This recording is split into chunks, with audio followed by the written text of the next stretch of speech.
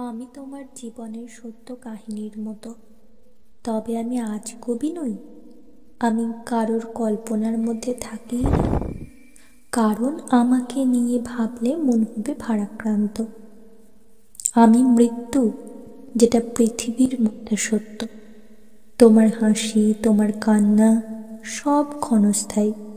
সেগুলো আসবে যাবে, তবে আমি এলে তোমাকে সঙ্গে করে নিয়েই যাব।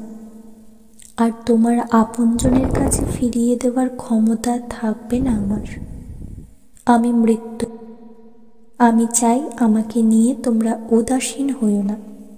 খারাপ কিছু করার আগে আমার কথা ভাববে। আমি চোখের পলক পড়তে না পড়তে তোমায় কেড়ে নিতে পারি। তাই ভালো কাজ করো, সবার সঙ্গে ভালো ব্যবহার করো।